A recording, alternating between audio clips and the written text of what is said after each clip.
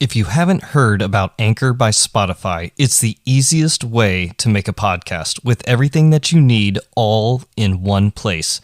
Let me explain. Anchor has tools that allow you to record and edit your podcast right from your phone or computer. When hosting on Anchor, you can distribute your podcast on any listening platform like Spotify, Apple Podcast, and many, many more. It's everything that you need to make a podcast all in one place. And best of all, Anchor is totally free. Download the Anchor app today or go to anchor.fm to get started.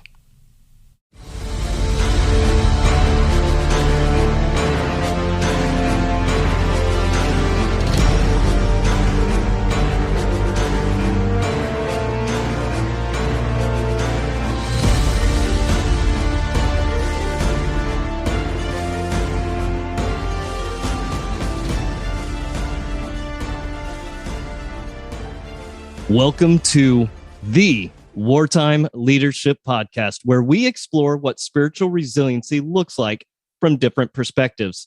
We often focus on physical, emotional, and social areas of resiliency, but too often we neglect the spiritual pillar. Now, this looks different for everyone. We will be exploring what spiritual resiliency looks like in the lives of our guests, who are people from all different walks of life. Today's episode is sponsored by Success Draft, where we help you transform your dreams into drafted plans. Head over to successdraft.com to get started on your future today. This episode's guest is one that is extremely busy. He's going in multiple different directions all the time.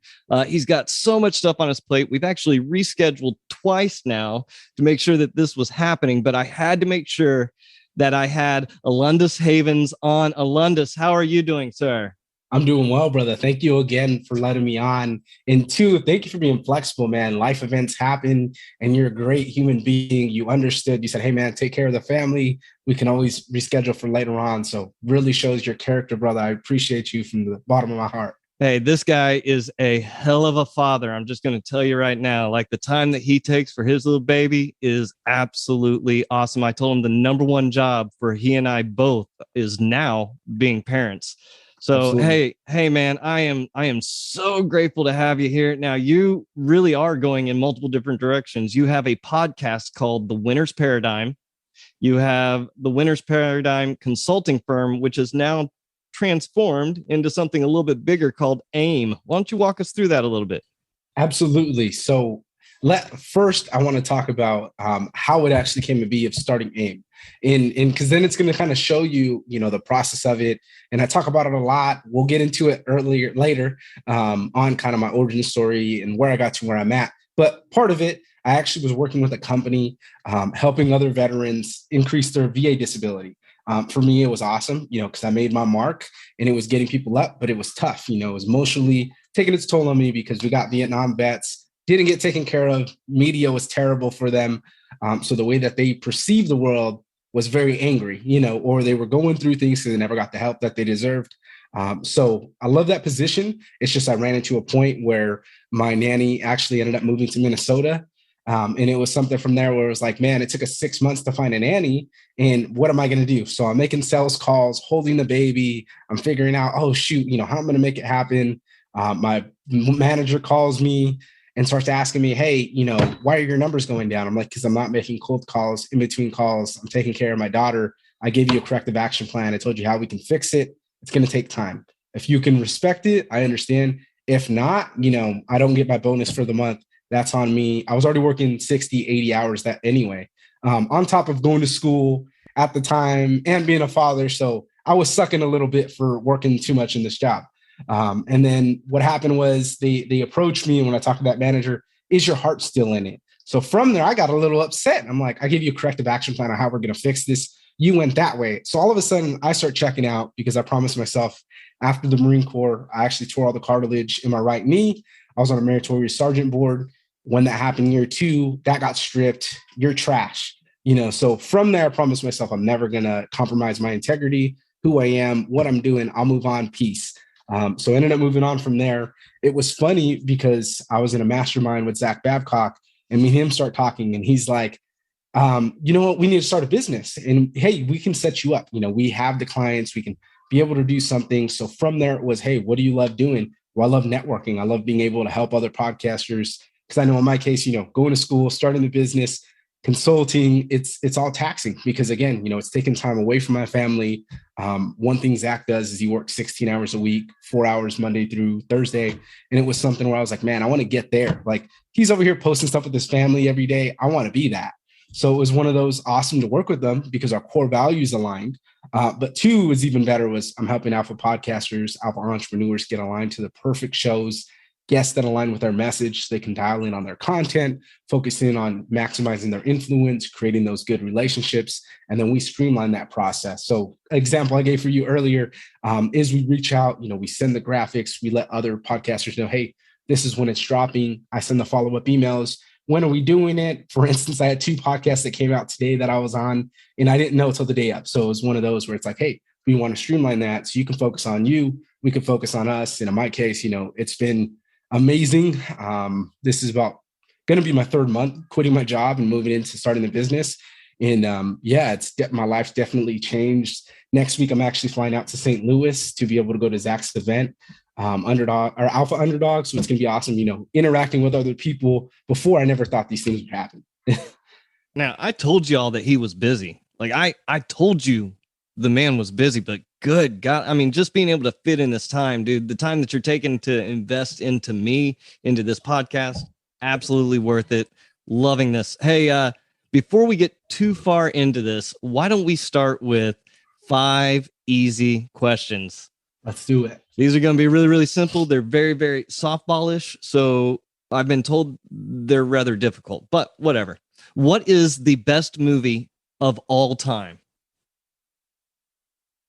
Ooh. Yeah. It depends. What kind of, are we talking about categories or? Nope. This is all based on perspective. This is you, man. This is you. Pulp Fiction. Okay. You went a different direction than I thought you were going to go. I'm honestly, I grew up on all the old war movies, so part of it too, I don't really talk about it, but my great-grandfather was a POW World War II, so he was all into the original Battle of the Midway, Bad Boys, RoboCop, so I grew up on all those things with him, Godzilla, but for me, it was like watching those, like Pulp Fiction, I had to watch 3 times before I understood it, and then I was like, man, so you're telling me this is the middle of the movie at the beginning or the end, Yeah, exactly. See, that movie that was that way for me was A Clockwork Orange. Like, yes, like you have to watch it multiple times to be able to go, okay, I think maybe I need to be on acid. I don't know.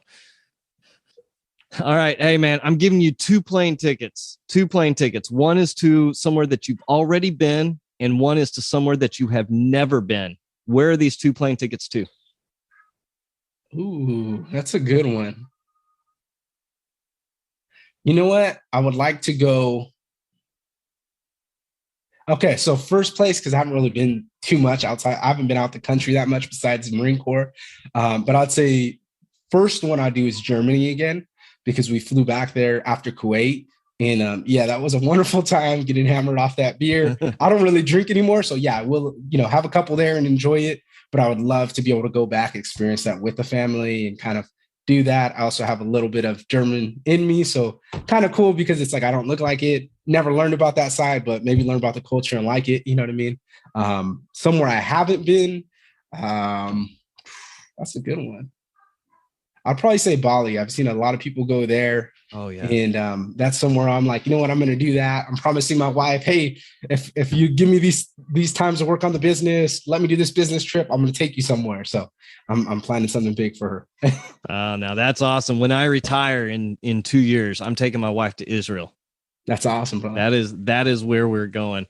All right. So what is one thing that you find repulsive? Ooh, I'd say fighting one opinion when it comes to politics. I don't like getting into politics, but I say, a lot of the time, and why I get so angry with people is I'm in the center for more of the left socially because I went through certain things, and then conservatively, when it talks about economics. But for me, it's really when someone's fighting one way and then they're trying to tell you this is how it is, and I'm like, man, these things happen, and it's like, if you haven't experienced it, you haven't been through it.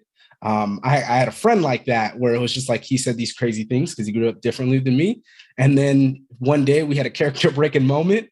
We went to go get some tacos in LA. It was not in a good part. And I start laughing because I know how to conduct myself and get through it. And this guy's like staring. I said, hey man, game them up before. Don't be staring. Let's get the move on. Let's start walking. Because in my head, it's like, go, go, go, and he didn't know. So it was awesome, being able to have that conversation. And it was like one of those where I was like, I don't think I like this guy because we just have totally different views. But it was something like that, brought us together. And then I was able to actually help him out, be able to get better on that personal level. Character break-in moment. I like that. I'm actually going to steal that from now on. Whenever I talk to my airman tomorrow, it's going to be all about the character break-in moment. So I cannot agree with you more. Empathy is a huge thing, man. Empathy is a huge thing that is lost on a lot of people. And it's so important to be able to say, listen, I don't know where you've been, or I don't know what you've been through, but I'm willing to listen. Completely opposite side then. I know what you've been through. I have no idea what it's like to be a pregnant woman. Come on. Absolutely. Yeah, that was one of those, like, kind of like people coming up with this abortion stuff lately. And it's like, man, my wife's had 2 miscarriages. She almost died. So of course I'm going to be for it. You know what I mean? Like, I can't tell you, like, my religious views aren't changing that. Church and state are supposed to be 2 different things, but it's kind of contradicting anyway. So it's like, yeah, I'm for it because my wife almost died. Like, I'm not going to BS it. I'm not going to go around it. People were like, oh, well, I'm like, I still have my religious views, but I separate them from that because things happen. My wife almost died. We didn't know if we were going to have our actual daughter. So it was something stressful. We couldn't be happy about the pregnancy. And I'm like, that was tough. You know what I mean? Wow. That's saying a lot right there. That's wow. All right. What is in your shopping cart right now that you have not bought, that you just can't buy? It's in your online shopping cart.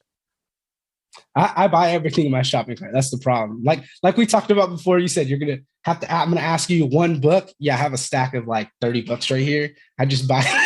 So what I used to do is when I'd have every paycheck, I'd buy at least 1 or 2 books. And then it just kept allotting. Sent a couple from people.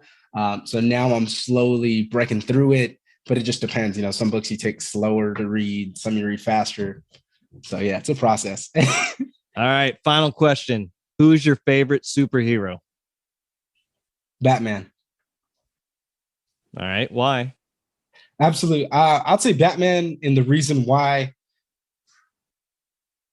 So I don't want to go too nerdy into it, but I'll just say it really looks into it when you look at like warrior ethos and that, right? Yes, his parents did die, and that was the main factor that propelled him forward.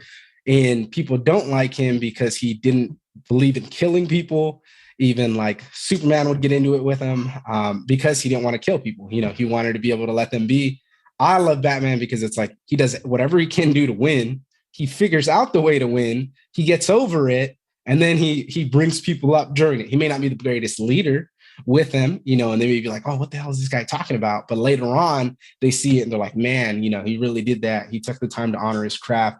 He has the money. He has the smarts. So it's like he really did come fortunate, but he went through all these things, checked off all these boxes, worked on himself to be that final finished product, which a lot of times, with people, we don't see that as face value. We're like, oh, that's just a rich kid. In his case, yes, he is a rich kid. Parents died, went through all this adversity to make it happen. But yes, they died. But yeah, exactly. he's just a normal guy that has absolutely no super. So who's the best Batman then in the movie series? Ooh, I would say Christian Bale. I love Christian Bale. Ben Affleck has grown on me. Yeah, Michael Batman. Keaton. Michael Keaton's all right. I was about to say, come on, man. He's he's not the original, but in the modern age, like that's the original. That's the OG Batman, and that's who I prefer. All right, man. So let's start getting into the meat of this. That was an awesome intro for us, man. You really broke it down really, really well, especially with the Batman story. But now give us your background. What brought you up to this moment in your life? Absolutely. So it's long-winded. Hope you have a couple minutes. It's yours, man. So yeah, me, I'm from Fresno, California originally. There, not much is really going on. It's the same thing over and over. My parents had me when they were young. They separated when I was 3, about 4. And they were partiers, so all the things that they were doing, kind of things we were around, wasn't something that a kid should be. And then they were also processing a lot of trauma, grief, whatever they were going through. I can't speak for them on it. All I know is that, hey, things happened to them, they didn't solve. And from there, it started affecting me, with kind of how we were and so forth, right? I had a stepdad as well in the picture who kind of, I had 2 dads, I had my real dad who was the hustler mentality. My stepdad was Army, hardworking. He just had these crazy views, really conservative to the bone. But some of the things he would say, I'd just trip out and be like, yeah, that's not it. I had a big identity issue because with him, he wanted to be proper, polite. And I didn't grow up with the Black side of my family. So that was a fun fact right there. So it's kind of funny is like I try to express myself, learn things, get designs in my hair. That's ghetto. So from the get-go, I already had an identity issue because I never really got to experience those things. My mom, somewhat accepting, but she did fall into that, so it was kind of things where I built those limiting beliefs. I built those things that kept me from being me because I didn't really know, didn't do that. So when I started getting older, I started going crazier because when I was on boot leave, had a traumatic event with the stepdad and changed my life forever. I went back to that mindset, the hood mindset, and I wanted revenge and it was eating me up alive. I deployed to Kuwait. They wanted me to be that bulldog NCO, fucking yelling at people, knife handing. I was that. Problem was I hated it. Why? I'm getting angry. I'm screaming at people. I can't control myself, drinking 6 to 12 cups of coffee. Come back from deployment, actually became my own boss for 10 months. So that was awesome, the E4 and E6 position. And that's really where I started learning about business, became my own boss. Before that, I was doing operations briefs in front of, O6s, generals. So it was awesome doing it.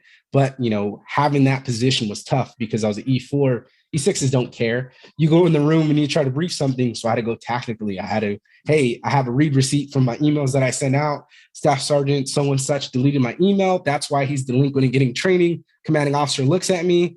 What are we going to do to get him up to speed, sir? And it was one of those where, hey, I had to figure it out quick because if not, my butt was on the line for things not happening. And there was no excuses. There was no, It was like, you better have an answer. My sergeant major was on me. Ended up tearing all the cartilage in my right knee. From there, battled it all the way to my last 3 weeks. Medical didn't want to give me a medical extension because my surgeon got orders elsewhere. So from there, I kind of was just like, I'm tired of this. I'm moving on. I wasted 2 hours of my life. I was on a meritorious board before. That got ripped away once I got hurt. So it was interesting, getting out. I went into sales. I did home improvement sales. Very tough to do right out the gate, straight commission. And it was one where it was just, hey, I didn't know how to articulate and manifest all my sales skills because in the Marine Corps, there's a certain way of talking. I can't talk to everyday people that way. So it was really difficult for me to grasp certain concepts and learn things. Eventually hit a point where I was working way too much because me and the wife were trying to start a family again. And it was something where it was like, get up 6 o'clock in the morning. I'm driving. We covered 3.5 counties in Southern California. And then from there, getting home at midnight. And it was like, oh, do this again. And then my mental health started failing because I couldn't go to the gym. So it was one of those where it was like, I don't want this. Went on to a mortgage brokerage. From there, started loving it. Problem was I had conflicting views with other people. Again, I came out the Marine Corps. I was my own boss, 22 years old, independent. At that, I'm proving myself to these kids every single day that are my age because half of them just got off their mom and daddy's couch or just finished college and kind of their idea on the world. One dude used to like pick fights with me because I just don't care about things. I'm not about materialistic things because again, I already learned that, you know what I mean? I already went through the Marine Corps, I went through those things, impressing people and so forth. And he was just like, wow, you don't have a Mercedes, you're not cool. And I'm like, these are the people I'm dealing with, I was like, they had it good their whole life, haven't worked for anything. I'm like, you know what I was doing? I was an E2 sending money home every month for my family. I was like, I was making it happen for my mom. I was going home every single weekend. So it's like people would try to talk on things and it was getting frustrated with me. And then it led up to, we talked about the last job, starting the business. A week before my daughter was born, I said I was going to finally start my podcast because I wanted to be able to help people recalibrate their mindset. Like we said, I had the identity problem. I had those limiting beliefs. I said, I'm breaking the cycle.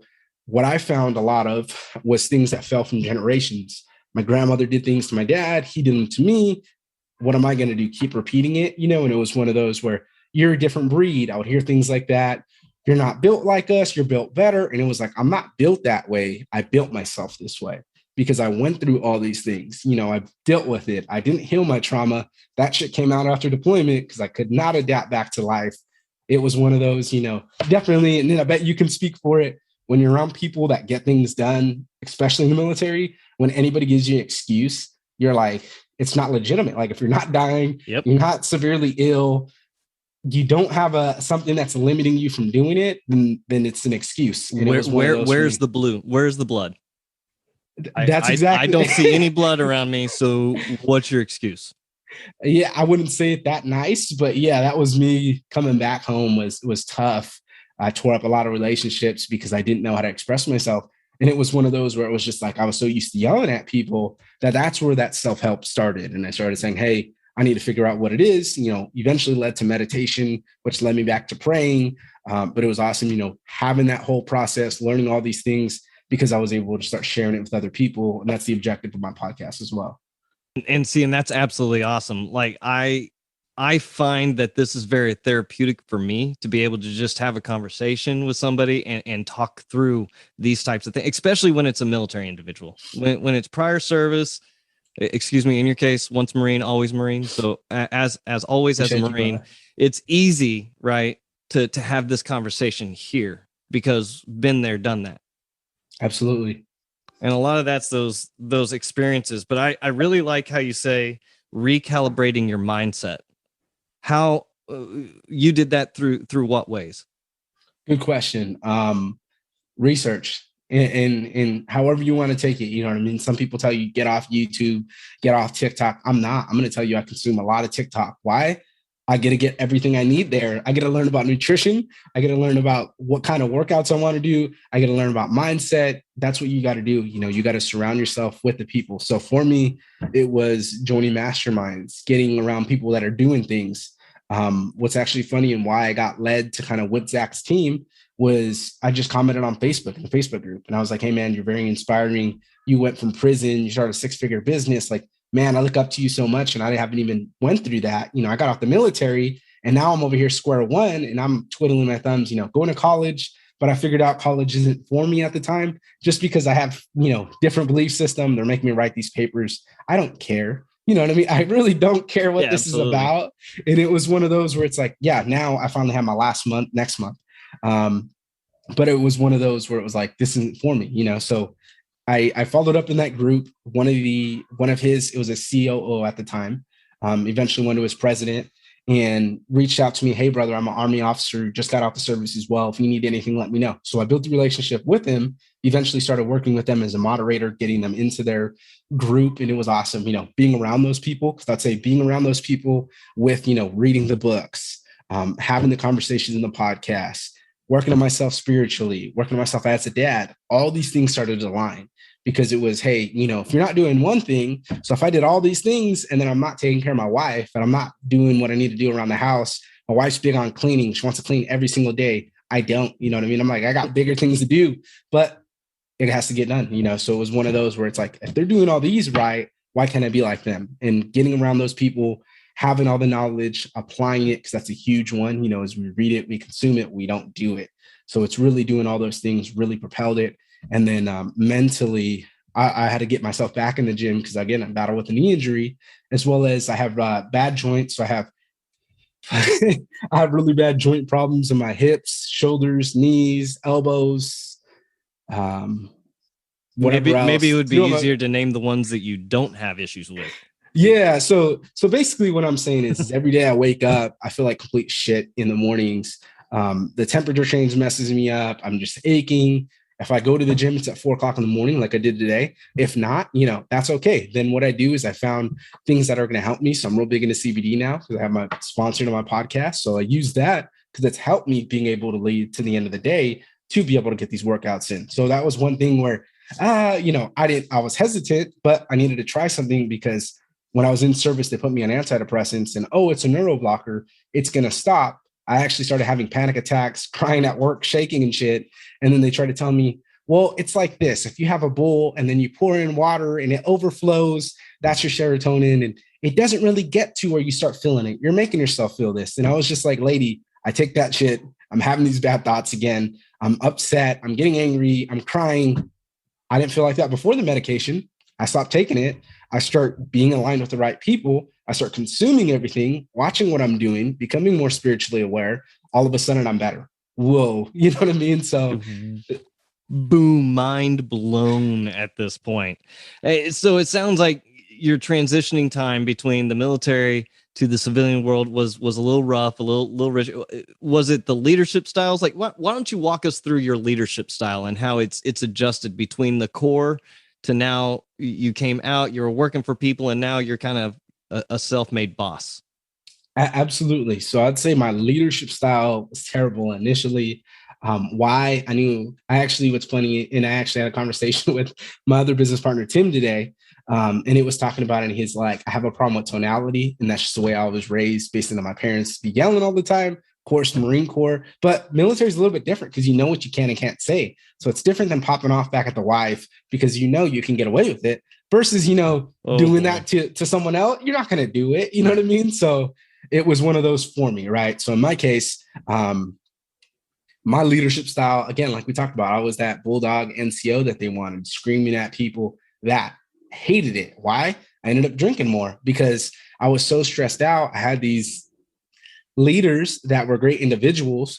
So I'll say the first three that I had. First gunnery sergeant I had, greatest human being ever as a person. Did he know his job? Not at all. But he took care of us. So I learned how to take care of your Marines. Second one I had, great individual, terrible leader. Chewed my ass out before a NCO panel. You're trash. You're never going to be a good NCO, blah, blah, blah. We go on the panel. It was funny. There's a gunnery sergeant there that this man punked me every single time he's seen me. Just like if he was on the street, just, Havens, what's up? Havens, what the hell are you doing? And it was just like, I hated this man, like antagonizing the hell out of me. I get there to there. He says, what are you going to do? You pick up corporal. She looks at me. She's like, Havens, don't say it. And I go, nothing, gunnery sergeant. The whole promotion panel starts laughing. Master gunnery sergeant majors are laughing. They're like, why? I go, I do everything to the best of my ability. Now I'm running every single day. I'm passing out the flight schedule. I'm running my shop at that time, I was an E3. So I was an E3 running my shop in charge of my E4 because he didn't get taught correctly. And what happened was my new boss that I had failed to acknowledge that. She thought that he was stupid and incompetent versus he just didn't know. And she didn't know how to articulate that message to him. So it was something that I needed to learn, which I didn't at that time. So for me, it was getting my Marines, figuring it out. I had one Marine, I had my corporal, where he was the one that you have to talk really nice to, because if not, he's going to start getting his feelings hurt. I had another Marine, he will straight fist fight you. You raise your voice, he will throw hands with you. He threw a chair at a desk one time, like, he was just like that, and then I had another Marine that I dumbed everything down and I was like Barney style, like they say. And then I thought he was incompetent to do his job. And it was one of those where I was like, nah, brother, I just don't know how to talk to you. So for me, it was learning all those things. Now it's more conversational. I'd say the biggest thing from converting that to your business is it's all about prospecting and definitely being aligned with who works with you.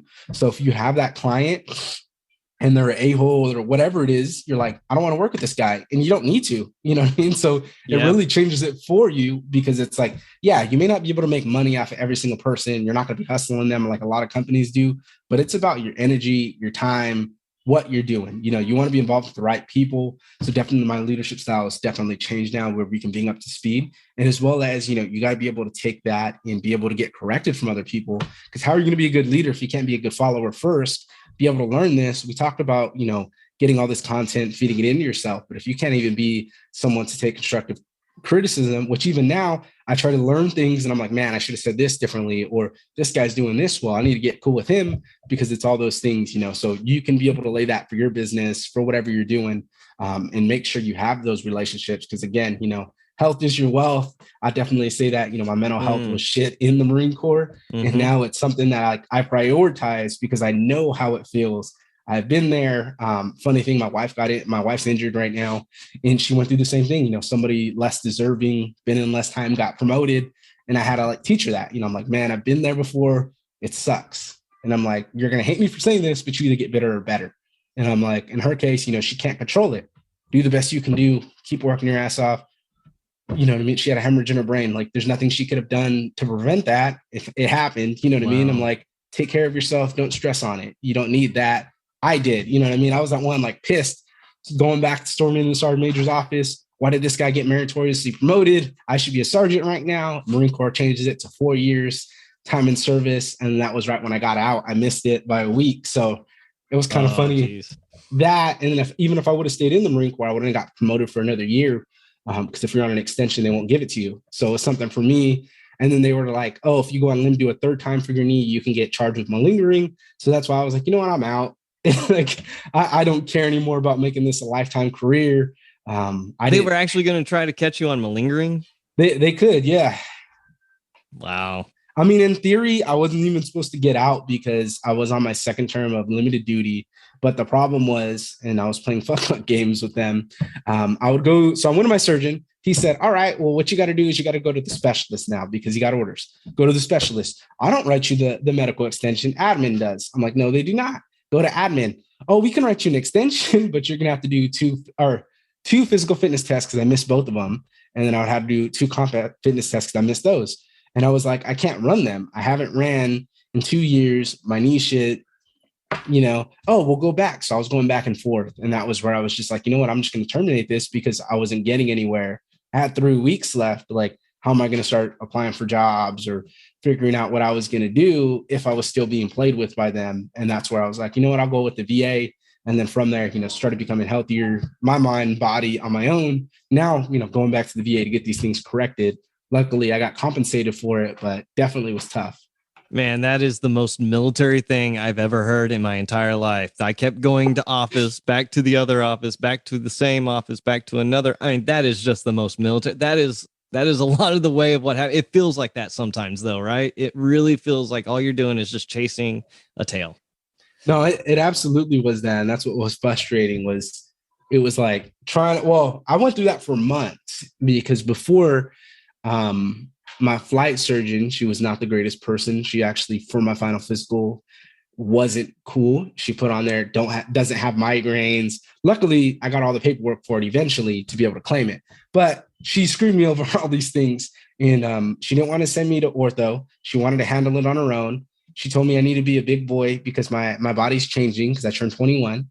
I actually got hurt when I was 20, about to turn 21. So yeah, I need to be a big boy because my body's changing. I need to lose weight because that was another thing is I was big, taped out all the time. That was a problem. So they always had that, but I had 285 PFT and CFT before I got hurt. So I didn't have to, weigh in anyway. So it was one of those where she would say that. I was like, what are you talking about? I'm 70% body fat. How are you going to tell me I'm not making Marine Corps regulation? Clearly I'm ops and training. I'm the one who does the shit. So I should know what the Marine Corps order is. And then it was kind of I went to ortho at one base. Oh, we're going to give you an injection. Got 3 injections, got the arthroscopic surgery, got a 4th injection. That didn't work.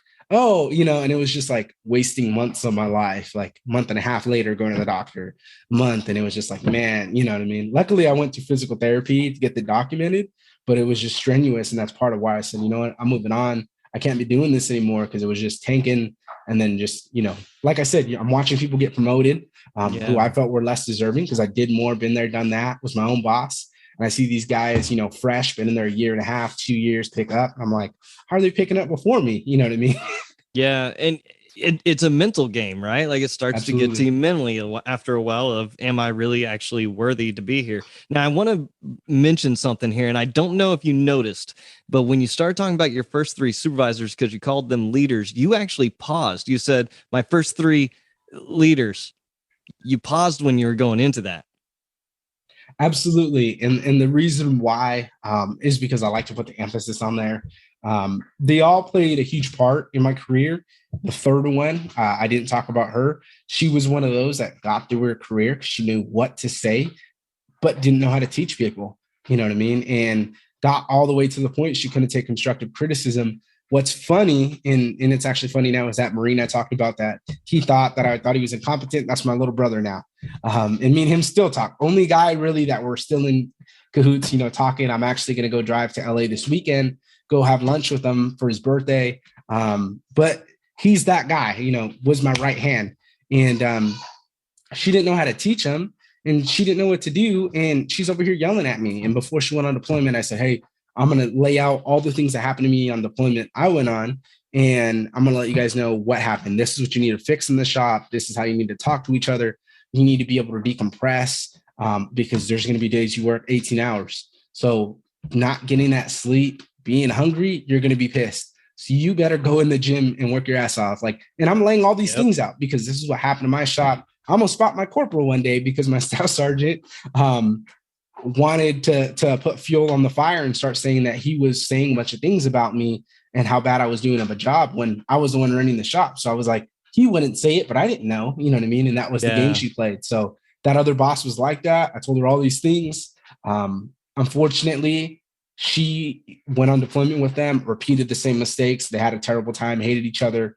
Marines morale's done. When they come back, they're like, I want to hurt myself. You know, I hate this place. And it was because, man, all this, you know, and when I talked to that last boss, they said, me and you will never be in the same room again. There's no reason why we should ever be in the same room. We have no value to add to each other. You know, I actually set up my own going away party. They didn't even do that for me. You know, normally people get plaques. Wow. My Marine supposedly still has it, but I set my own up because I didn't want her there. And she told me after I got out the Marine Corps, hey, before we deploy, let's go out to lunch for your going away. You let me know. I was just like, no. And then she goes, it has to be during the day because I don't want to spend my free time on you. And I was just like, you're not a leader. Oh, wow. I respect the rank, but not you. And it was just, she's one of those leaders that would justify her rank for you to do dumb shit. So I'm a staff sergeant. I told you to do it. And it was just like, okay, you know, just, we did correspondence. So she'd tear your paper up and do it again. And it was just like, oh, and then you do the revisions 8 times. Why did you do this? And we're like, we had it right the first time, but you told us to redo it. And it was just like all these dumb things that we did, work Saturdays before inspections, where it was just like, if she could at least help instead of saying, you figure it the fuck out, then maybe you would have had a quicker solution. Wow, man. I would use the term leader a little bit loosely when I'm talking about her. Now, throughout the course of what you were talking, as you were talking through your leadership style, you mentioned spiritual, you mentioned, you know, spiritual resiliency. Can you define for us spiritual resilience? What's it mean to you? Good question. So first, I'm going to break it off. So I would just say spiritual resilience, in the way I can kind of give an example to kind of sum it up, would have to be something along the lines of your foundation, your fallback plan. For example, if you look at any successful individual, whether it's in the Marine or in military, or it's in business, they're always spiritually aware, number one, but 2, they have a spiritual practice to follow. You see a lot of people big in meditation. I was one of those. This is bull. Started doing it myself, working on my breathing. You know what? I can actually control my anger problem. I actually don't want to snap anymore. I actually feel a little bit at peace. I'm actually able to now have that time where I meditate, pray, you know, and I can journal after and say, hey, this is what's going on. How can I fix this? Give myself my own solutions. So I'm proactive on these things, you know, so I'm cognizant of what's going on. So I'd say definitely having that spiritual resistance right there. It's just having that foundation that's going to be there for whenever you need it. And that's why it's so big, because us definitely as veterans, you know, you're going to have that time. You know what I mean? We process so much things. There's PTSD, anxiety, I have OCD. It's like, you got to be able to break all these things off and heal, and have that proper fallback plan, because when it happens and you're not ready, it's terrible. You know what I mean? That's where we start going on those bad paths. So I'd say, you know, having that spiritual resistance is having that process, having something that you can lean back on, even having those people that are there for you. So you can be able to have those conversations that suck, you know, and you're like, man, this is how I'm thinking. This is why I'm upset. I don't know what's wrong with me, because I've been there, you know what I mean? And now it's like, you know what I do? There's trauma that happened that I never solved. Trauma happened while I was in the Marine Corps, you know, things that happened to me in the Marine Corps, seeing my Marines, you know, with bad morale and people trying to jump off the 3rd deck and me catching them. And it was like seeing all these things, and it was like, oh shit, you know, and then not handling it or thinking it's a norm versus not, you know what I mean? Yeah, absolutely. Now, what's it look like for you? You know what? How about this? Let's jump ahead a little bit. Give us a moment when you had to rely on spiritual resilience to make it through, when whether it's in the Marine Corps or a deployment, wherever it is for you. What did it look like? Absolutely. So with me, what's funny is I actually didn't have it while I was in the Marine Corps. And maybe if I did learn it a lot sooner, it would help me. You know what I mean? But back then it was a lot of processing, drinking and going crazy, and at the time I was going through a lot of shit personally with my family. I felt like I lost all of them because there was an incident that happened on boot leave, and from there my whole family flipped. So it was like I didn't really have much people. Ended up getting out the Marine Corps, like I talked about, that mortgage brokerage. Up until that point in my life, I never really had anything that I failed besides a couple classes in school. And then, of course, at my A school or my MOS school, I failed a bunch of tests because we had to learn about these aircraft and all this dumb. We don't even use that. You work on one aircraft for your unit that you're at. You don't need to care about what the Black Hawks are and what's the aircraft series name. No. So I was failing all those tests. I failed two. Luckily, didn't get reclassed, but go to the mortgage brokerage, trying to start my own business, trying to start the podcast, working full time, studying after work to be able to pass that exam, working my bachelor's, and then trying to start a family, trying to be a good husband. And it was like all these things that were happening to me. Started gaining weight, was depressed. My grandfather died, and he was the glue to everything. This man, I deployed in 2016, or excuse me, 2017. That was when the Dodgers won the World Series. I'm a Dodger fan. And he would text me, hey man, the Dodgers and the Astros won, and this is the lead. So I'd be looking at my phone in the middle of the night, you know what I mean? Waking up, and I see all these things. I'm not watching that at 2:00 in the morning out there. And it was awesome, having that, but he ends up dying. And I was like a chicken with their head cut off, running around. I didn't know how to express myself. That was my person, that last year of life for him. Me and him talked every other day. We'd be texting each other, making jokes. And it was like the dad that I always wanted. And me and him got to that personal level. The reason why we didn't before, he was real positive. He was that happy-go-lucky dude. He didn't believe in having family beefs. He didn't believe in anything. If anybody was a bad person or anything that they did, he'd be like, forgive them. And he just lived his life that way. I'd be so angry with him. You don't understand, you don't understand what these people do to me. You don't understand why, I don't really have great relationships with my parents, and trying to explain that. But he's like, that's your parents, and he was just real old school on that. But he dies. And that's where really it fell for me, was I didn't know, got in a fight with my dad, and I shouted at him one day. Me and my grandpa were closer than me and you'll ever be. And I took that to heart, and I really examined that. And I was like, well, there's a lot of hurt. There's pain behind it. Is it true? Yes. Do I ever think we can get closer? Yeah, we can, but it's never going to be that point, because we can never have that 100% vulnerability. He gets upset. That's his personality. He's always been that way, So for me, it was kind of learning how to be my own person. And that was where it was reading, becoming more spiritually aware, getting around the right people, really, getting big in affirmations. I know a lot of people aren't into that, but it was something where it's like, I am powerful. I am this or that. Being grateful, because it's like, man, I survived all these things. I survived when we didn't have food. Fun fact, when I was in high school, my dad actually moved out to Oakland, California. I was in Fresno, so about 2.5 hours late distance. And he didn't live there. He lived in Oakland, worked in San Francisco. And then I lived with his wife, and we didn't have food in the house at times. So I had to sell my clothes, trade with people, and barter. And that's how I'd be able to get money or what I needed, right? So I created my own thing, never asked for a damn thing, because I went for him for money. Hey, I gave you $20 last week, figure it out. And it was one where it was like, man, $20, you spend that in one day going to the movie theater. And it was one of those things, So for me, it was being resourceful, but it was really, looking at that later in life and be like, man, I went through all this shit and I never gave up. I literally left home because I was like, I need an scapegoat. I need to change my life around. Got stationed in San Diego and wanted to go home every weekend. And then it was one of those where it was like, why am I coming back here? Everybody's in the same dumb shit, getting in the same thing. I'm fighting all over again, partying, getting pissed drunk. I had 3 friends that died in 3 years. My junior year of high school, best friend died a week after high school. And then had another friend that died before I deployed. So those were all taking a toll on me, where it was just like, man, that. And then I also got pissed drunk, said I was going to kill myself in front of that friend who died last. And he actually had cancer. So it was one of those things. When I heard out that I was blacked out drunk doing that, it's killed me, because I was like, I never get to experience that again. Luckily I had a dream and I got a tattoo for him, and it was awesome, being able to show it. But it was something that I was like hurting on. I never really processed these things of, hey, what's wrong with me? What's going on?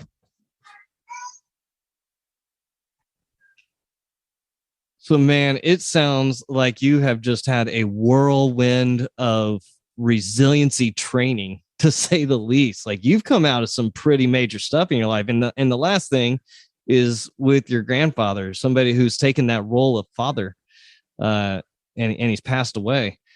It's just, how did you bounce back from those situations? Like, what did you do to build resiliency within yourself?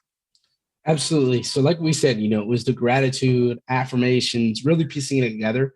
But what I would say for me, it was the digging deep part that you don't want to do. Sometimes we got to live through that shit we don't want to live through. So it was saying, I'm not okay. I'm not okay. I'm really reactionary. Why do I get reactive? Because that's how it kept me alive. That's how it kept me aware in Kuwait. You know what I mean? Kuwait wasn't even bad, but it was just observing all these. Our base almost got hit by ISIS a couple times. So it was like already having that mindset, so I'm going, you know what I mean? Like, for instance, they said ISIS was going to attack the base one time. People start flipping out. They start going crazy. I'm going to call my family. Me and my best friend, he's a corpsman, he's a chief. And me and him kick our feet on the desk. We start laughing. He's like, I already went through Iraq, Afghanistan 4 times. And then he looks at me and I'm like, I got a knife, because I knew we didn't have enough rounds if it were to happen. You know what I mean? I'm like, we're going to die anyway. I'm not going to call my family before. So it was like already having that, and it's kind of the mindset aspect. So for me, when I started piecing everything together in life, it was just like, well, what don't you want to be? Well, I'm drinking, I'm partying, I'm doing that. My dad's that way. He's going to be 50 years old. Actually, funny, I had my daughter, and then he has a kid right after me. Oh, geez. And it was one of those where like we're bumping heads, and him and his wife got a divorce, and he was calling me saying, I have 5 girlfriends. And I was like, man, you're 48 years old. Clean your shit up. Like, why are you talking to me about these problems where it's things that you could have handled years ago, or you could have stopped doing? And for me, it was like I was going down that way. And then I finally said enough was enough. Now we hear the kiddo. We love our kids, right? So how do you build spiritual resiliency within your family, taking what you had in your past and now coming to your immediate family? Good question. So what I do is I'm visual. I write things down. I make sure that I don't want to repeat it. Actually, me and my wife have a lot of conversations on these things. And then to top this off, because I made sure I want to be the best dad I can be, I even joined a mastermind lately about being a better dad. So that's what they teach you, is how to build patience, how to become a better father, husband. And it's one of those where, man, it opens up my eyes. Like, when we get off these cues and we're like, what are you doing?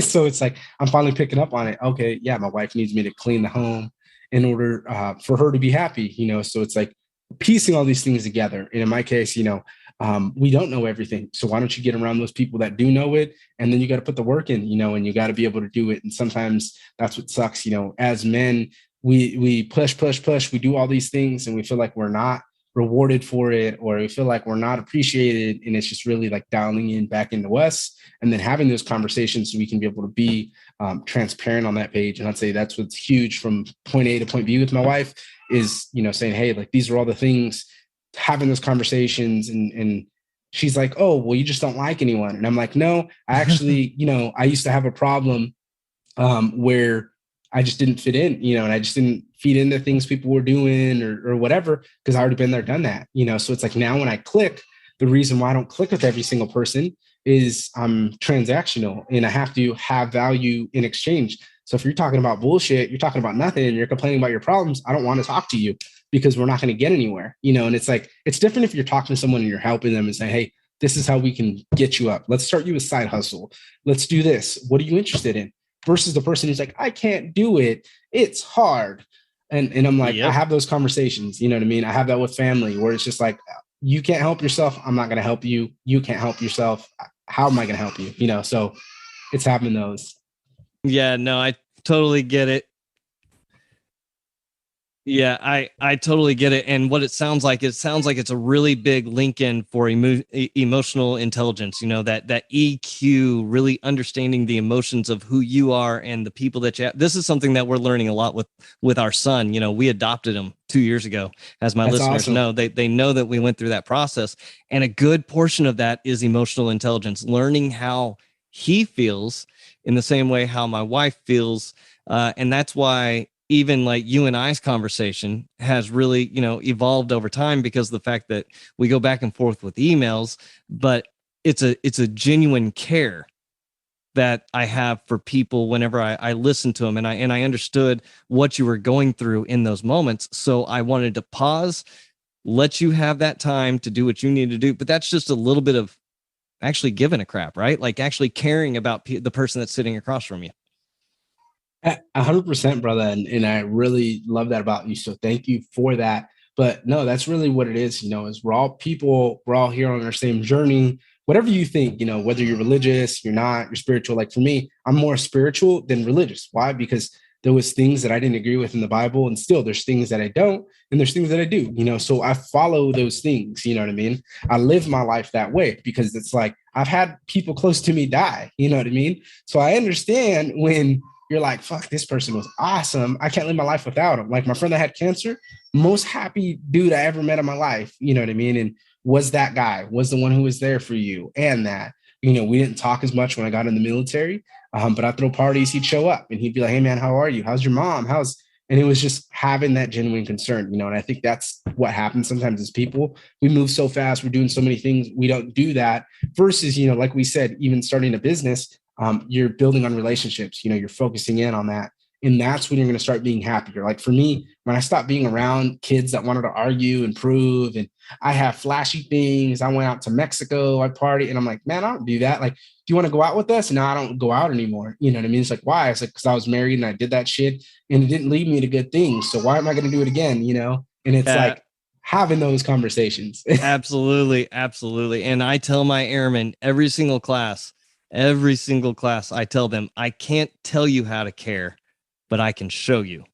So with that, Thanks. Hey man, I know that you got a stack of 30 books next to you, and I know you've got several in there. So why don't you give us one or two of your books that you recommend for every listener to read? So I'm going to do we can do two. So first I'm going to say is The One Thing by Gary Keller. This was recommended to me by my partner, Zach, and it's awesome.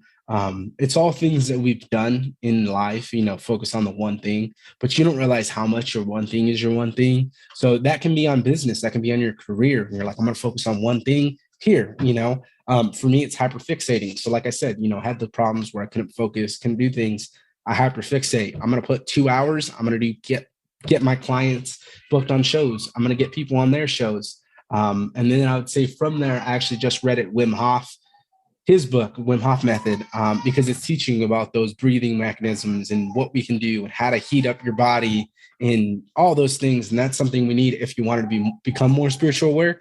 Work on your breathing. You know what I mean? It's not this woo-woo stuff that we used to be like, oh, I don't want to do, this is weird. Nah, like actually try it. Focus on your breathing and just be quiet. And you're definitely going to see, a huge translation. Yeah, absolutely. Hey, man, we are so grateful that you were able to be on with us today. We're very grateful for everything that you have done. Today's episode, though, is only possible thanks to my friend and producer, G. Frazier, with 369sounddesign.com. He's the one with the hardest job in this entire podcasting realm because he has to try to make me sound good. And we all know that is a very hard thing to do. We are blessed by the entire team here at the Wartime Leadership Podcast. We are so happy that you were with us today, Alundas. We are grateful for having you here. I wish we would have gotten into why your nickname is Bam Bam, but maybe we'll have to follow up with a second podcast just to cover some of that stuff. We'll see you next time on the Wartime Leadership Podcast. Be blessed.